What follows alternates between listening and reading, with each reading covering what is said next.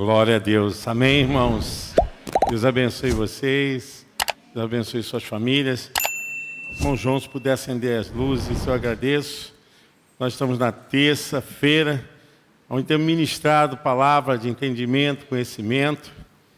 E hoje nós vamos falar sobre a respeito dos filhos de Deus, que é uma das maiores ações de Deus para nos dar a vitória. Só pode ser justificado quem é filho de Deus. Só pode entender os planos de Deus quem é filho de Deus. Só podem obedecerem a Deus que são filhos de Deus. Então nós estamos dentro de um reino que não temos aqui súditos. Normalmente um reino é assim, né? Tem o rei, tem a sua família real e tem os súditos. Mas ao contrário disso, Deus nos elevou, ainda mesmo com todas as imperfeições. Que coisa linda, né?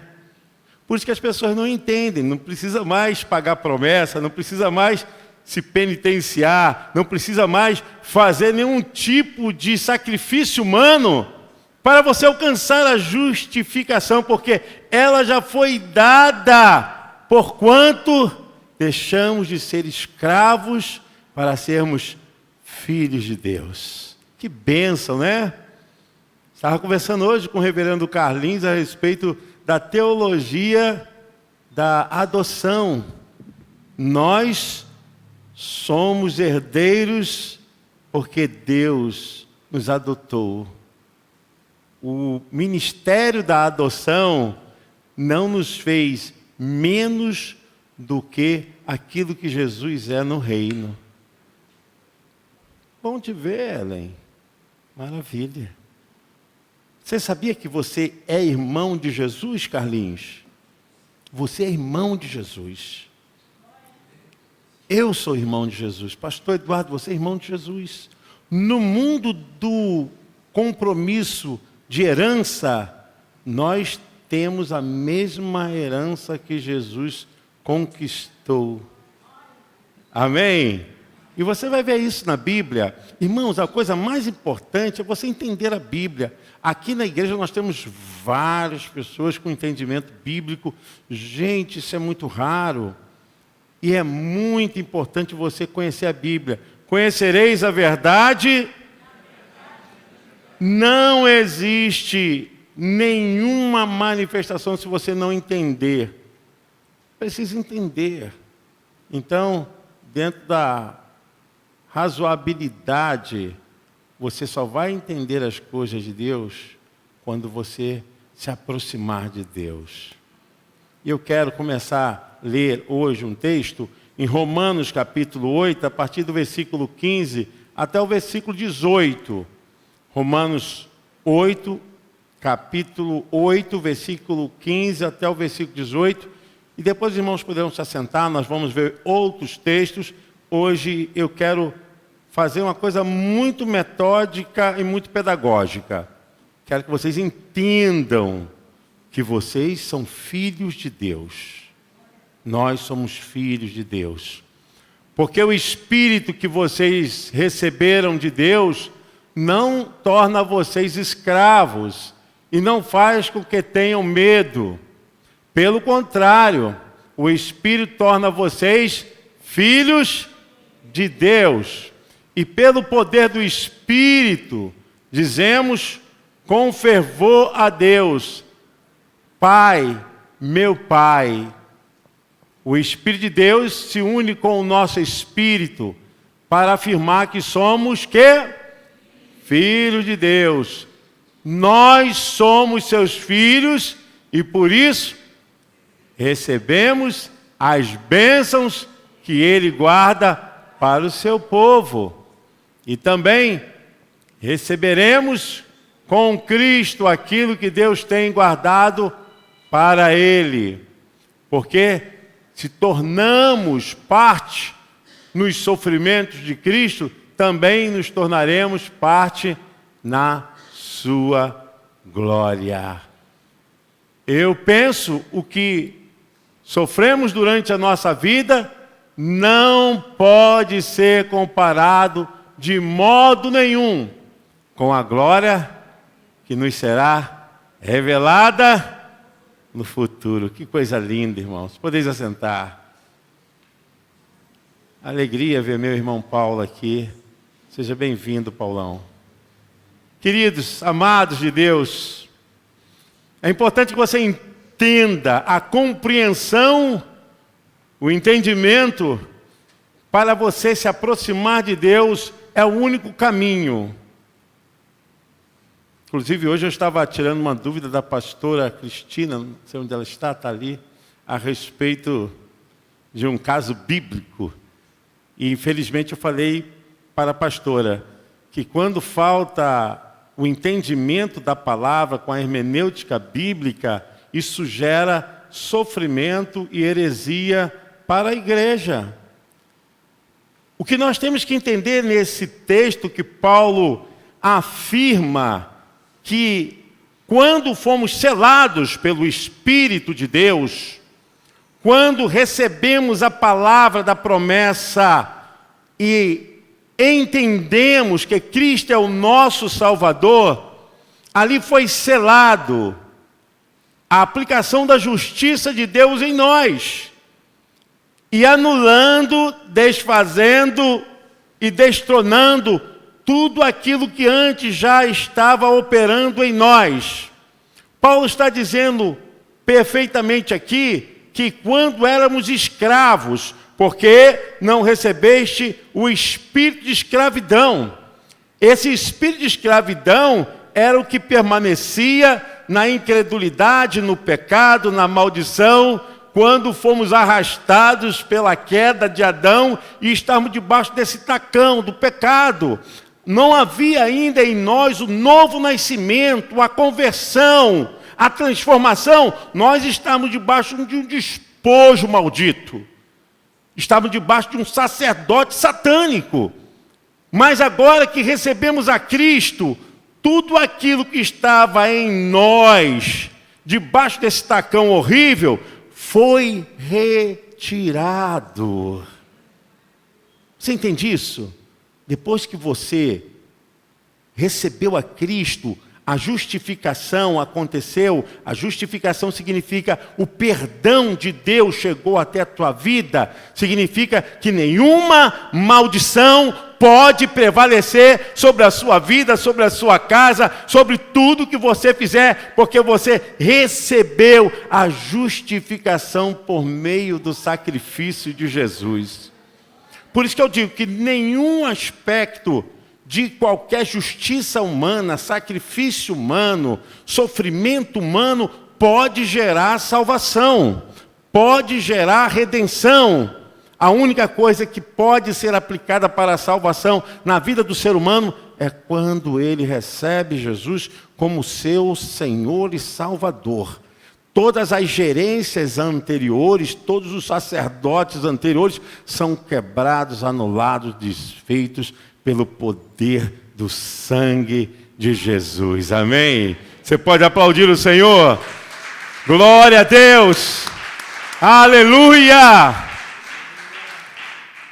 Isso nós vamos encontrar lá em Romanos 10, 9, Paulo afirmando esse poder da confissão, quando é feita essa confissão com consciência e com temor e com razão. Romanos 10, verso 9.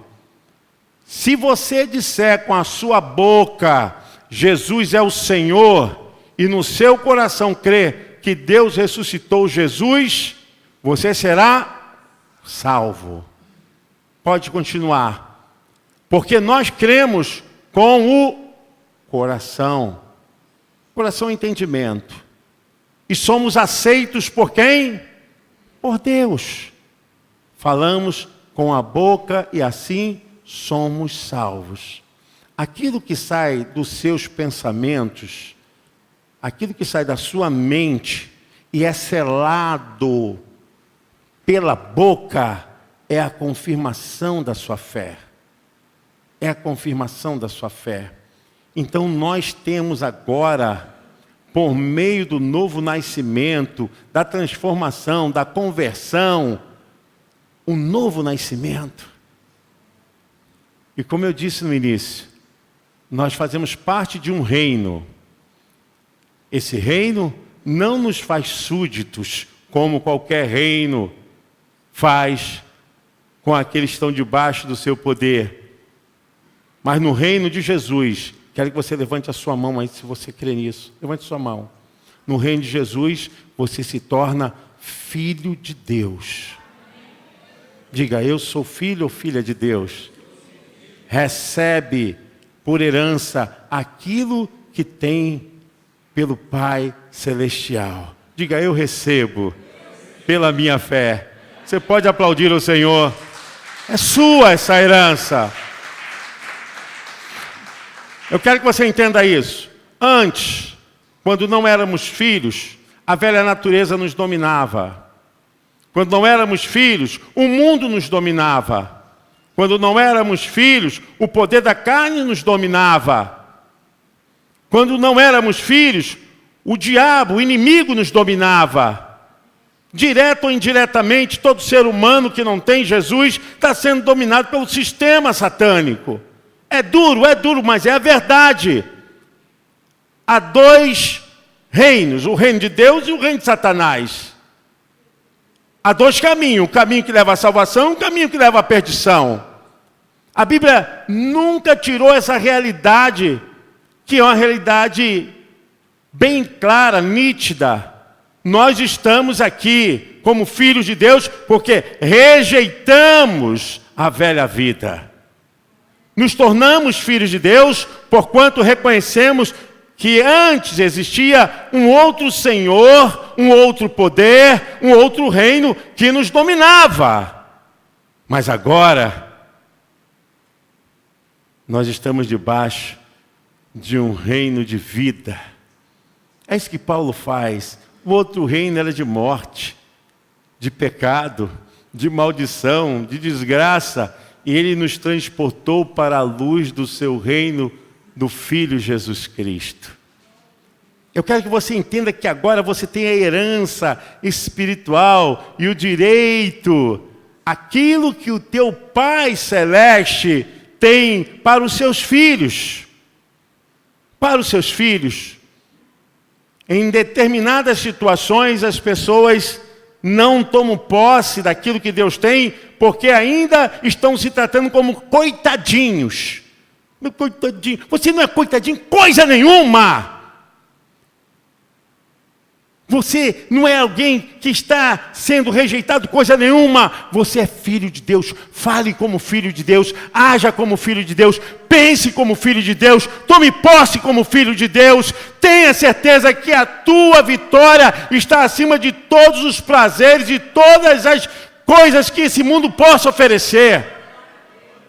A nossa mente tem que estar muito acima do que esses prazeres temporários, efêmeros. Ninguém pode te matar. Você está em Cristo. Jesus falou lá em João 11, 25, todo aquele que vive e crê em mim, ainda que esteja morto, viverá. Jesus está falando justamente dessa herança que recebemos, do poder do Cristo Redentor, que não vai deixar com que a nossa alma, o nosso espírito, seja levado para as trevas, dominados para o inferno. Ainda que esse corpo mortal volte ao pó, a Bíblia diz que naquele dia a trombeta tocar, os mortos ressuscitarão. O que é da terra voltará ao pó, irmãos. Mas logo, a Bíblia diz que nós teremos corpos incorruptíveis. Corpos que jamais experimentarão pecado. Jamais sofrerão. Você entende a herança? Você entende esse direito dos filhos de Deus? Essa promoção? Não somos mais escravos na mão do pecado, do diabo, de quem quer que seja. Somos agora filhos de Deus. levante a tua cabeça e saiba que teu Pai, Ele cuida muito bem de você. Eu quero ler também em Efésios, capítulo 1. Efésios, capítulo 1. Vamos ler 2 versículos, que é o 7 e o 8, que fala a respeito agora da remissão das nossas ofensas, dos nossos pecados. Preste atenção, a Bíblia está aí nas suas mãos. Se você entender, você não vai ser enganado por ninguém. Pois, pela morte de Cristo na cruz, nós somos libertados. Em outra tradução traz redimidos. Isto é, os nossos pecados são perdoados. Como é maravilhosa a graça de Deus,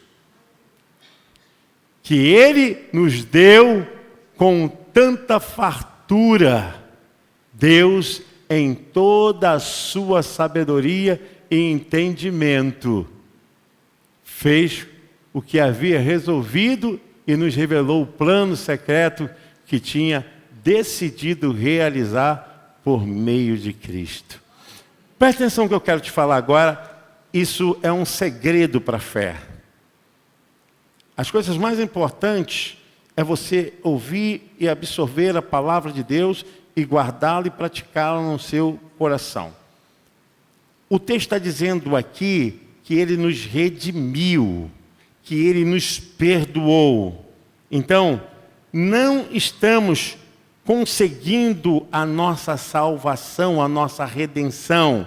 Nós já a temos. Preste atenção, não estamos conseguindo ou indo em busca da nossa redenção e da nossa salvação. Nós já a temos. Não iremos conseguir no futuro, já temos agora no presente. Isso significa que o domínio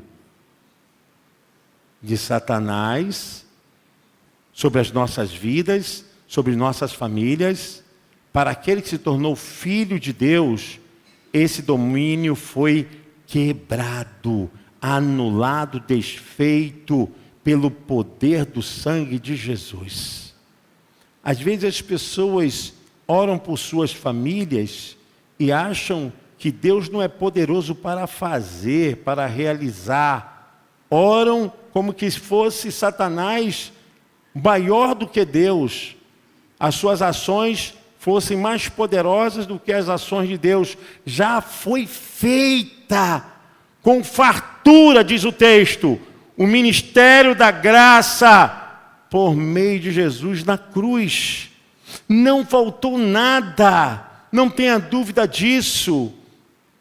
O inimigo é mentiroso, ele quer todo o tempo convencer as pessoas para elas não acreditarem naquilo que Deus já fez. A única coisa que você tem que fazer é crer, tomar posse e viver como filho de Deus, falar como filho de Deus, andar como filho de Deus, colocar a sua mente como filho de Deus. Você não é mais filho do pecado, nem filho de Satanás, você não é mais escravo do mundo, você agora faz parte do reino que é poderoso, maravilhoso, libertador, transformador, o reino do nosso Pai Celestial. E aqui está dizendo, Satanás perdeu o domínio quando Cristo se ofertou na cruz.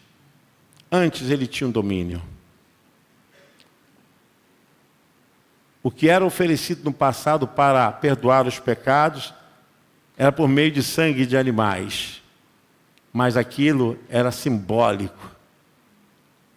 E quem ofertava e quem oferecia também tinha que buscar o seu perdão. Ora, se alguém que estava em pecado tinha que se purificar para perdoar os pecados dos outros, então logo aquilo era sombra, mas havia de vir pelo tempo, pela plenitude dos tempos, o momento certo que aquele que sem pecado, vindo de Deus, derramaria o seu sangue puro, inocente, por todos os pecadores. E essa é a maior graça, que Ele nos amou mesmo nós com todas as imperfeições e pecados. Ele nos comprou. Paulo fala no livro de Colossenses que ele rasgou a nota de promissória. Havia uma dívida, mas ele rasgou pela sua morte. Ele desfez toda dívida, toda maldição que antes estava introjectada na sua vida, na sua família, e de alguma forma a sombra do mal estava ali. Ele tirou e trouxe a luz e a graça e espancou as trevas. Ele tirou o domínio de Satanás quando você se tornou uma nova criatura. Quando você entregou sua vida para Jesus, Carlinhos, você se transformou em filho de Deus. Através do novo nascimento, nós recebemos um novo Senhor das nossas vidas. E Ele está conosco. Nós somos filhos de Deus. E eu quero deixar bem claro aqui, irmãos, que isso não tem nada a ver com que as pessoas colocaram o Evangelho dentro de um pacote em que Deus tem que dar coisas passageiras, né? Então hoje o povo se aglomera ou se dirige a um templo porque quer ganhar casa própria, carro, quer ter dinheiro. Então você precisa trabalhar, precisa ser fiel a Deus. E pessoas às vezes lotam igreja para lá e para cá porque vão atrás de cura. Não que Deus não cura, Deus cura sim, mas o ser humano vai morrer se não for arrebatado. A grande verdade é que nós não podemos dizer que isso deve ser a causa das pessoas buscarem a Deus. Isso pode ser consequências de coisas que Deus até possa dar, porque Deus é misericordioso, bondoso para conosco e vai dar, amém. Mas que isso não seja a primazia, não tome o primeiro lugar. Porque hoje o mercado da fé está enorme. As pessoas estão vendendo a fé, pacote, e as pessoas estão levando aquele pacote, e leva embrulho daqui, e leva embrulho dali, e sobe escadaria, e sobe monte, e faz isso, faz aquilo. Isso anula o que Cristo fez. Se eu quero buscar a minha redenção por esse meio material, o que Cristo fez por nós? E é essa falta de entendimento, essa coisa absurda, que muita gente estão comendo, se fartando desse alimento, que na verdade são coisas que não permanecem para sempre, porque não é do Espírito de Deus. A venda e os negócios na casa de Deus é como que se Jesus estivesse no templo, lá em Jerusalém, quando ele pegou o chicote e deu na turma lá, derrubou as barracas de venda, os negócios de venda de pombinhos, de animais. Que negócio é esse? A casa do meu pai será chamada casa de oração. Você pode aplaudir o Senhor? Casa de oração. Nós temos que ter compromisso com a Bíblia, com a palavra de Deus, com aquilo que se aproxima mesmo de Deus. E nós não podemos jamais, irmãos, com todo respeito, mas não posso deixar de falar, é que não podemos resumir a fé a um intermediário, um medianeiro, a um ídolo, a uma coisa de gesso, de pedra, de pau, a uma coisa feita pelas mãos dos homens. Não podemos resumir a nossa fé, a minha busca, e alguns tentam justificar. A Bíblia condena. Isso anula o poder da entrega, do sacrifício, da expiação de Cristo. Ele é o único mediador entre Deus e os homens. É Cristo. A nossa fé está nele. A nossa vida está nele. As pessoas têm alguns assuntos particulares em relação ao tipo de busca que fazem. Amém. Agora, introduzir isso como doutrina, se você não fizer isso, se torna um religioso e deixa toda a graça de Cristo de lado. Nós temos que ter cuidado para que não venhamos anular aquilo que foi nos dado pela misericórdia, graça do Senhor, por meio do sacrifício do seu Filho. Porque quando eu consigo costurar uma coisa que está fora do sacrifício de Cristo, eu começo então a dizer que Ele não tem mais poder, o efeito de realizar em mim tanto querer quanto efetuar.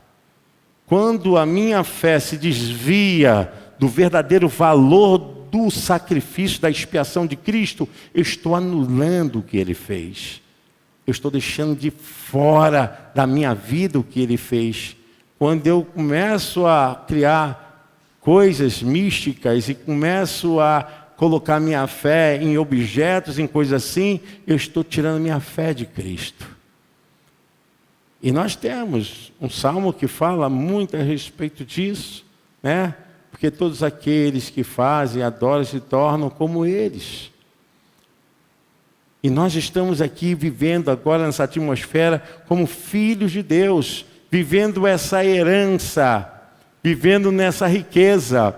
Em João, capítulo 1, versículo 12, há uma ação de direcionamento a respeito desse processo maravilhoso que passamos. E as pessoas às vezes acham que isso até é abuso ou arrogância dos crentes. É a Bíblia. É a Bíblia. Então reclame com Deus, fale com Deus. Mas ele mesmo fala em João 1,12, Evangelho de João 1,12, que, porém, alguns creram nele e o receberam. E a estes ele deu o direito de se tornarem filhos de Deus. Então nós nos tornamos filhos de Deus. Deus ama todas as criaturas, Deus ama a todos sem distinção. Mas o fato de sermos filhos de Deus, isso nos torna conectados com Ele, porque só sabe a coisa do Pai aquele que é filho, que mora, que vive o ambiente familiar daquele que é o Pai. Então, não existe nenhum tipo de arrogância, nenhuma prepotência, ou que nós somos pessoas que fazemos distinção, nada disso. Existe o processo da salvação, as ações, que é o arrependimento, que é a regeneração, que é a adoção, é o processo da salvação, que nos torna filhos de Deus. Antes estávamos vendidos para o pecado, para a maldição, vendidos para o reino de Satanás, despojados. Quantas pessoas são jogadas para um lado e para o outro, por falta de entendimento, de compreensão, e elas foram usadas por Satanás, usadas com a atitude dos seus corpos, com seus pensamentos, com suas palavras. Mas depois que receberam Jesus como Senhor, foi anulada a ação do diabo em suas vidas. Se tornaram filhos de Deus. Agora tem um outro Senhor. E essa é a promessa, irmãos, que nós temos, não só para vivermos aqui, porque seria muito efêmero sermos filhos de Deus para vivermos aqui. Na verdade, o plano de Deus não tem nada a ver os seus filhos aqui. Existe algo muito maior, muito mais poderoso para cada um de nós. Por isso que o texto lá em Romanos, volto lá em Romanos 8, e nós vamos encontrar no versículo 17, e se somos filhos, somos logo herdeiros, também herdeiros de Deus e co-herdeiro de Cristo. Existe aqui uma diferença muito grande. Herdeiro, quando nós recebemos Jesus como nosso Salvador, nos tornamos filhos de Deus, nós temos direito àquilo que o nosso Pai tem. Olha que coisa linda! Que Deus maravilhoso! Ele não nos trata como súditos, como servos, como escravos, mas Ele nos chama como filhos. Só tem direito a uma herança quem é filho. Nós somos herdeiros. E numa visão da interpretação rabínica, Herdeiro significa aquele que tem direito em dobro. Ele nos deu direito em dobro. E além de sermos herdeiros de Deus, somos co-herdeiros. O co-herdeiro é aquele que recebe uma herança que é repartida para todos. Significa o quê? Que aquilo que Cristo ganhou, nós também temos direito no mundo espiritual, no mundo físico, no mundo em que Ele nos constituiu como reino espiritual. Olha que bênção, que vitória. Toda a herança, existe até um hino que fala, tudo que Jesus conquistou na cruz é direito nosso, é nossa. É verdade. Ele conquistou e nós temos direito. Quando fala isso, é autoridade. Jesus ganhou poder e autoridade sobre quem? Quando nós somos co-herdeiro em Cristo. Quem Cristo venceu? O pecado, o diabo, os falsos profetas.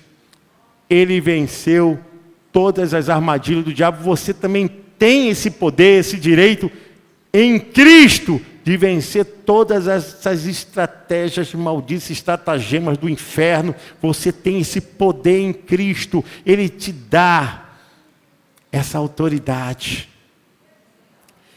Existe uma coisa muito interessante no capítulo 8 de Romanos, que é a carta que fala da justiça de Deus. É a que mais fala da justiça de Deus. Do poder de Deus para anular, quebrar e desfazer a obra do diabo, o pecado, trazendo o homem a um alinhamento de uma visão plana do seu habitat espiritual, da sua harmonia com Deus, seu equilíbrio com Deus. Carta aos Romanos traz você para um alinhamento. Olha, aquilo que o inimigo fez, aquilo que aconteceu em Adão, agora em Cristo, você é mais que vencedor. Em Cristo você se tornou uma pessoa ideal. Como somos co-herdeiro em Cristo, nós somos iguais a Cristo. Por isso que nós nos tornamos irmãos de Jesus, porque somos filhos de Deus. E eu quero que você pense assim, muitas pessoas têm um pensamento mesquinho, dentro de uma razoabilidade, sabe? Se Deus quiser, irmão, fale como filho de Deus, meu Pai. Ele nos ensina isso, a igreja tem que entender isso. Você não pode se apresentar a Deus como se fosse uma pessoa qualquer. Você é filho de Deus. Existe um texto lá em Mateus 7, do versículo 7 em diante, que Jesus ensina os seus discípulos a orarem e fala a respeito de dizer mesmo o quanto eles precisam buscar. Se tiver aí, Esther, pode colocar Mateus 7,7. Peçam e vocês receberão. Esse texto é maravilhoso porque vai falar justamente o poder que o filho tem de poder falar com seu pai. Procurem e vocês acharão. Batam e a porta será aberta para vocês. Está falando em relação à oração, pedindo a Deus. Porque todos aqueles que pedem, recebem. Aqueles que procuram, acham. E a porta será aberta para quem bate. Agora vem o mais interessante, pode colocar. Por acaso algum de vocês que é pai, será capaz de dar uma pedra ao seu filho quando ele pede pão? Ao contrário, né, irmãos? A gente deixa de comer para dar o alimento ao filho. E Jesus está falando aqui, será que vocês são capazes? O filho pedir pão, vocês dão uma pedra? Mais adiante. Ou lhe dará uma cobra quando ele pede um peixe? Vocês mesmos, sendo maus, sabem dar coisas boas aos seus filhos. Quanto mais o Pai de vocês, que está nos céus, dará coisas boas aos que lhe pedirem.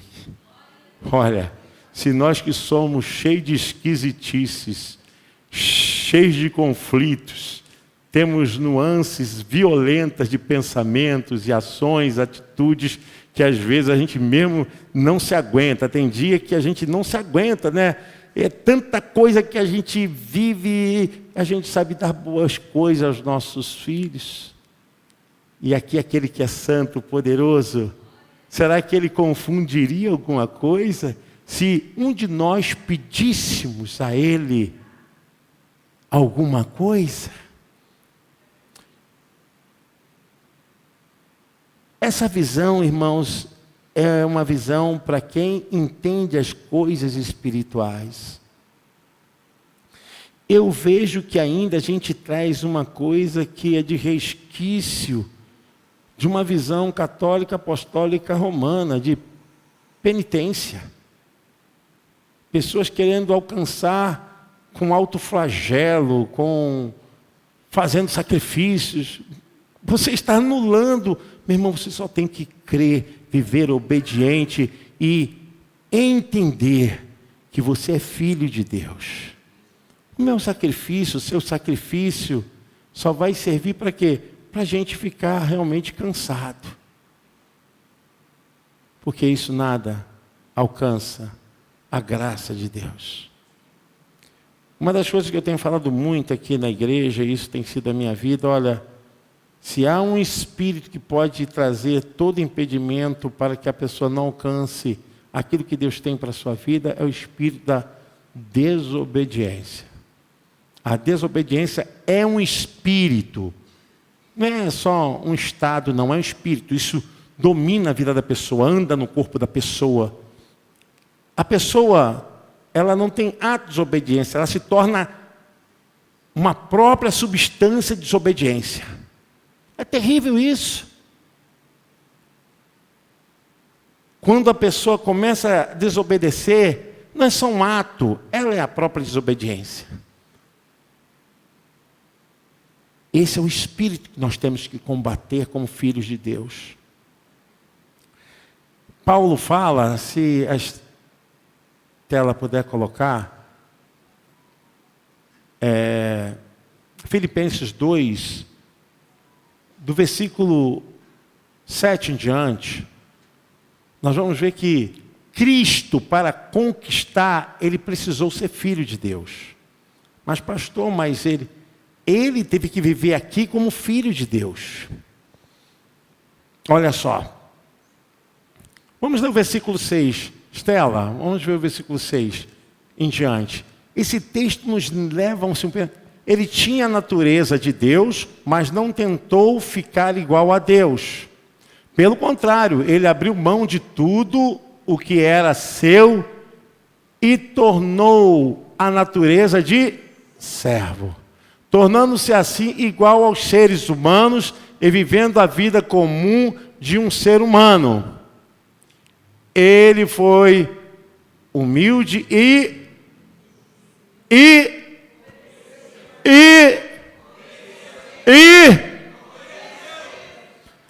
ele não está obedecendo agora na sua parte divina, ele está obedecendo como ser humano. E como ser humano, na obediência, ele vence o diabo, ele vence o pecado, ele vence todas as afrontas, ele vence todas as obras dos homens contra ele, sendo obediente a Deus.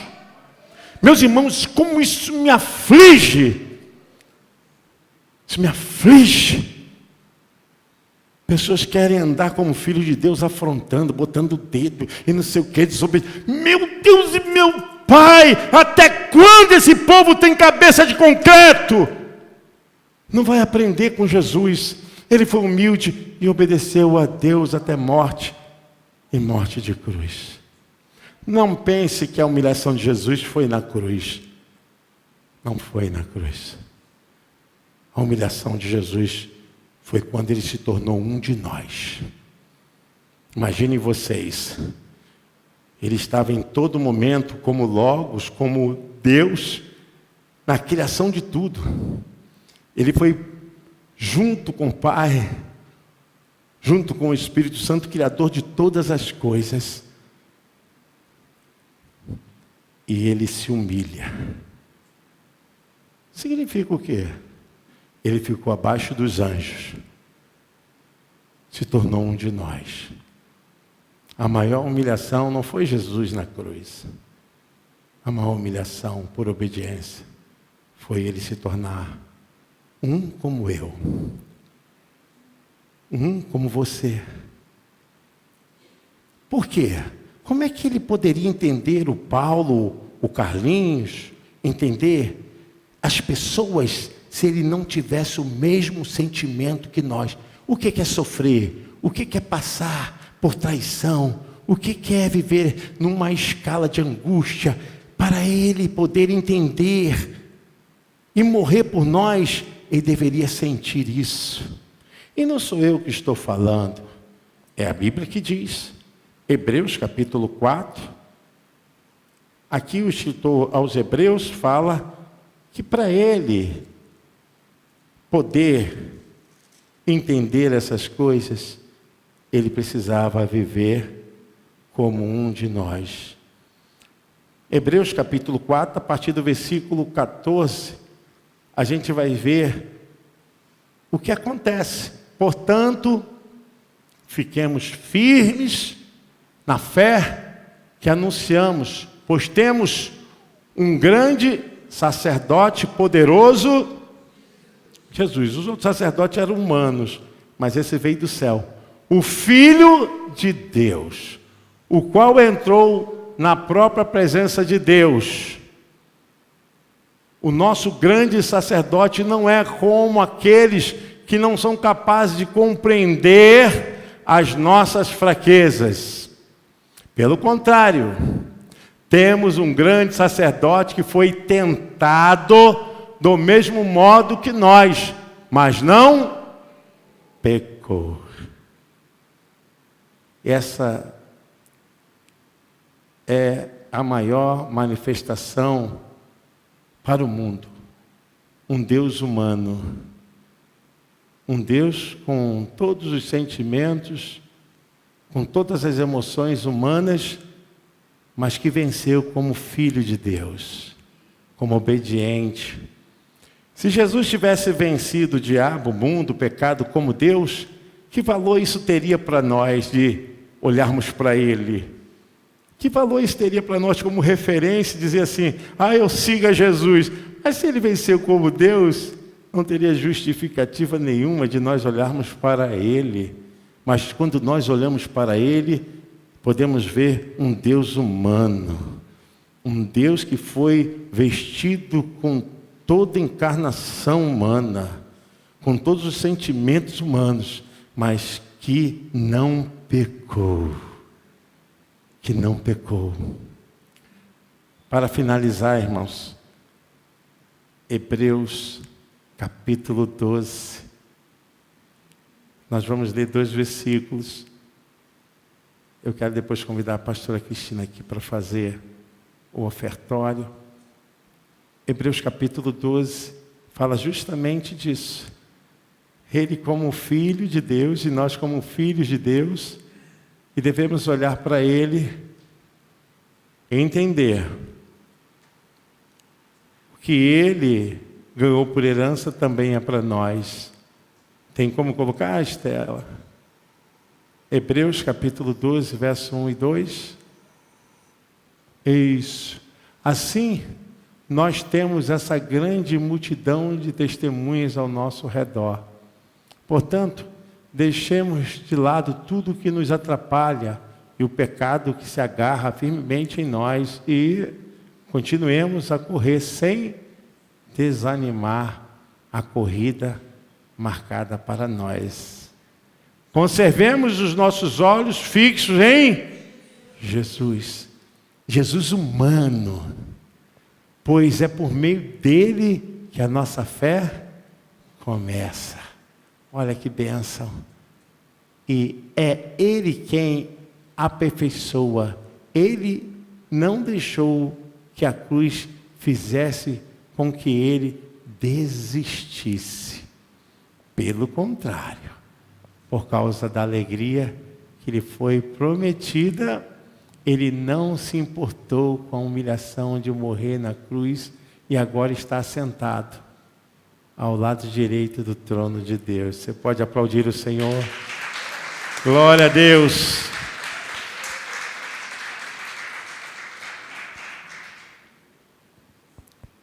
Pense como filho de Deus, haja como filho de Deus, ande como filho de Deus.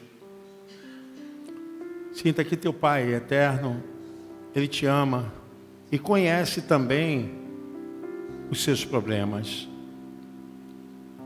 Crente tem problemas, crente enfrenta lutas, pastor também, todos nós, mas nada disso pode nos impedir de estarmos continuamente em comunhão com Deus, porque a nossa busca não está nesse mundo terreno. Infelizmente, mudaram muito a mensagem de Deus. Querem dar aquilo para a igreja que Jesus rejeitou. Dinheiro, fama, riqueza. Olha, o diabo falou, tudo isso te darei, de certo me adorares. Tudo isso aqui é meu. E o diabo falou certo mesmo, porque ele mostrou tudo que era dele mesmo. E Jesus rejeitou todas as coisas. Vença como filho de Deus.